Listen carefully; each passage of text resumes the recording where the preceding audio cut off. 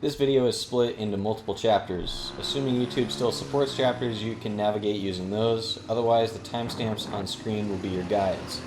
These chapters are ordered in the way I think a prospective racer should try and complete each of the subjects covered. Time, money, riding gear, tools, bike and bike preparation, transportation, lodging and food, pit and crew, budgeting help. Time. If you're going to start doing something new, you have to stop doing something old. What you stop doing old varies from person to person. I have essentially stopped playing all video games that aren't iRacing and severely cut back on shooting competitions during the summer months.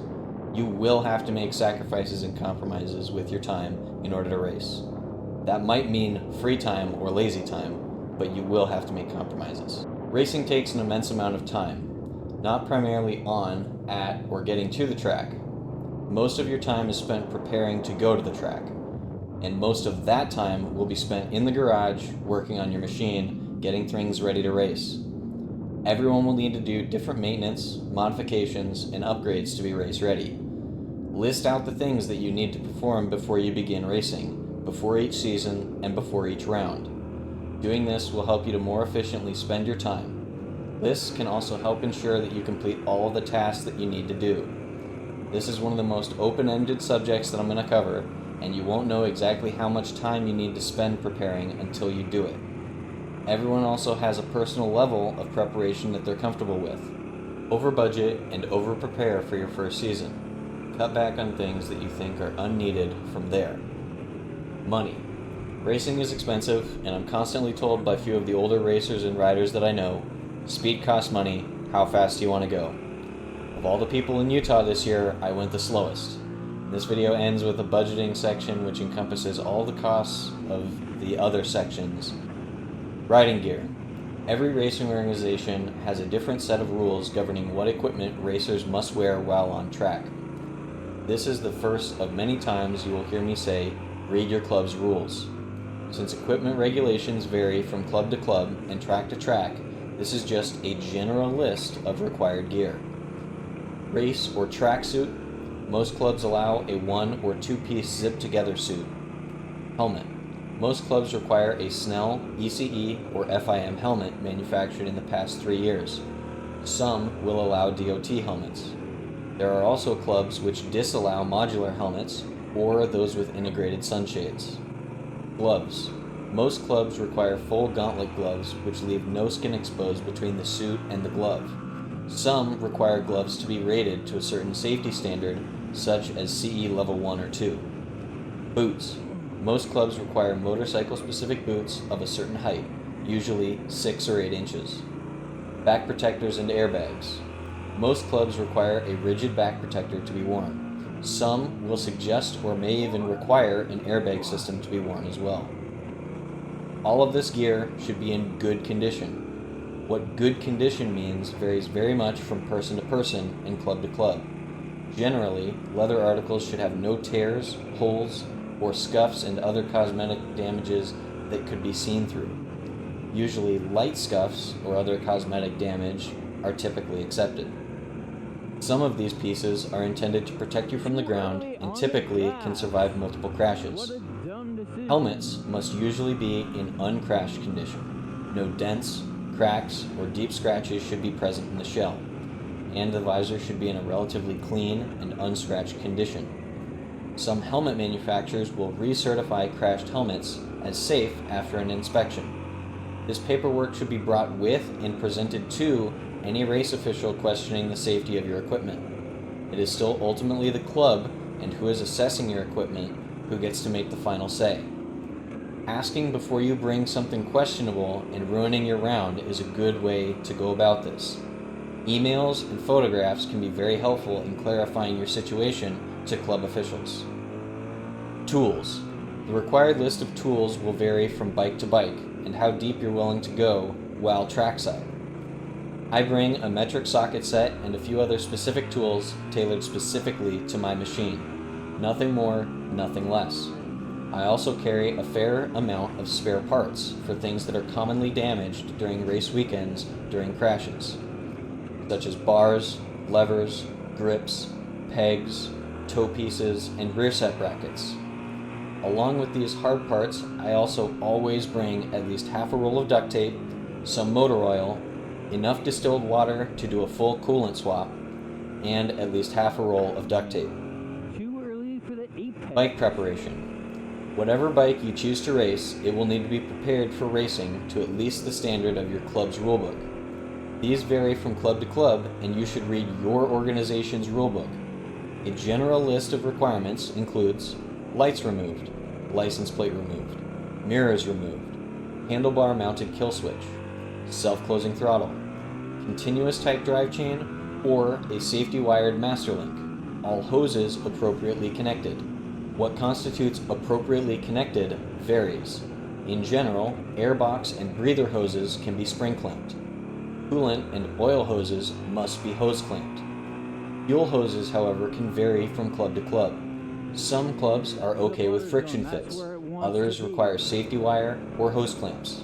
Coolant fill and drains must be safety wired. Oil fill, drain, and filter must be safety wired. Some clubs also require that any bolt with oil behind it be wired, such as timing inspection or crankshaft access bolt cap, axle nuts and pinch bolts, caliper bolts. The coolant must be distilled water. Some clubs will allow non-glycol additives such as water wetter. A lower chain guard, also known as a shark fin, a brake lever guard, belly pan. For safety wiring, depending on how DIY you want, you can either drill your own OEM fasteners or order pre-drilled safety wire fasteners.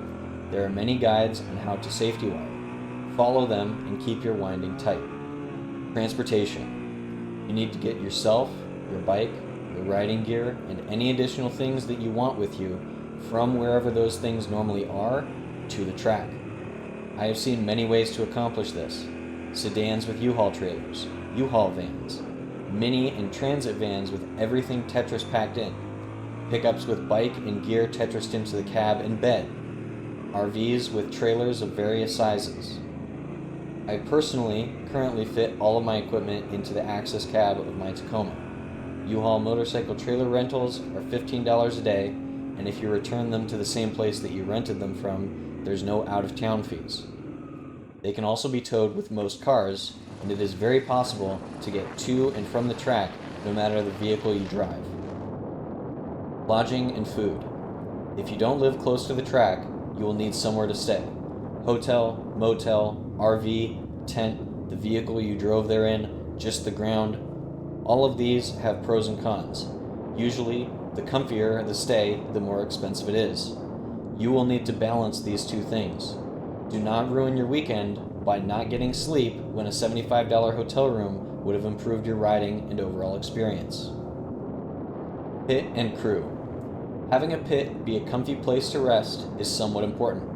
I would suggest bringing water, snacks, a chair, and a canopy. When setting up, you should also try to be friendly with those around you. Having people you know and who are willing to help you in the pits can be a massive improvement to your weekend. If you have a pre-made group, this makes it a much simpler goal to accomplish. Budgeting help. This is the real meat of the video. How much does it cost to go racing? For me, in 2024, it cost $13,472.90. This number includes buying my race bike, preparing it to race, buying a new used motor, rebuilding that motor, a set of rain tires, a set of new slick tires, a new set of rear sets, another pair of bars, all of my travel, all of my gas, all of my food, all of my lodging, and much more miscellaneous equipment and gear costs that I accrued. I have no idea how this compares to other racers' first full year budgets. Before I get into my specific bike costs and whatnot, just know that what I did to get my race bike is not the cheapest or smartest way to go about it. Part of this experience for me has been about fixing and completely building what I have as far as my racing equipment goes. This is not the cheapest way to do it. The cheapest way to do it is to buy somebody else's race bike or somebody else's track bike or whatever in a state that is ready to ride and ready to go on the track, or at least very close to it. I spent way more than necessary going through and doing things because I wanted to learn how to do them. This was a learning experience as well as an opportunity to go racing. If your goal is purely to get on track and go, buy somebody else's used race bike for $1,000 to $4,000, depending on how souped up and what class it's in, and have a much cheaper time than I did restoring a pile of trash so that it would work and still be leagues behind anybody with a modern machine. Just a quick aside. For my bike, spares included, I paid a total of $6,327. This was $300 for a non-running machine. I then initially rebuilt it for just over $2,000 to street conditions. The race fairings, rear sets, clip-ons, complete brake system overhaul, and over the course of the year spent around $3,500 across crash damage and rebuilding the motor, including buying the specialized tools to rebuild the motor. Over the course of this winter, I also spent around $300 on spare parts for this year, such as new bars, rear sets, and frame sliders. Most of my expenses, especially now, will be focused on travel and entry fees. Over the course of the season, I spent $4,723 to actually go racing. This cost was split between 1 licensing day and 4 two-day rounds. For each of these rounds, I spent $500 on entry. My club does flat rate entry fees, meaning that you can race as much as you want throughout the entire weekend for the $500. You could also at this club pay $300 for a single day.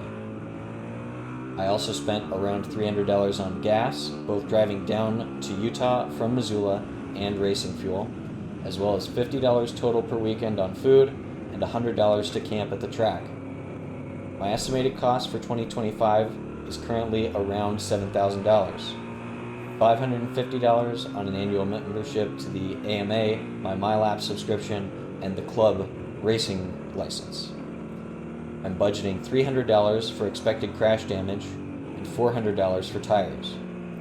Across 5 rounds at $1,150 estimated a round, subject to change based on the club's fees, each round comes out at around $350 on gas, $50 on food, $100 to camp, and $20 spare dollars for random expenses. With actual track costs of $600 a round, I'm assuming a $100 increase over 2024's $500, $20 on bike gas, and $10 on generator gas. Using these numbers, my goal is to have around $8,000 ready to spend on racing this year, unless there's a fee structure change for USBA and round costs more than I assumed. All of this is in a budgeting spreadsheet that I have made for myself. I have made a blank version of this spreadsheet for anyone to use. It is in the description and ready for you to fill out and customize for your use case. I also have a copy of my checklists in the description for how I make sure my bike and equipment are prepared to go and go on to track. If you have any questions about how to use these sheets, you can leave a comment on this video, send me an email, or contact me on Discord or the SV Rider forums. Thank you very much for watching. Enjoy.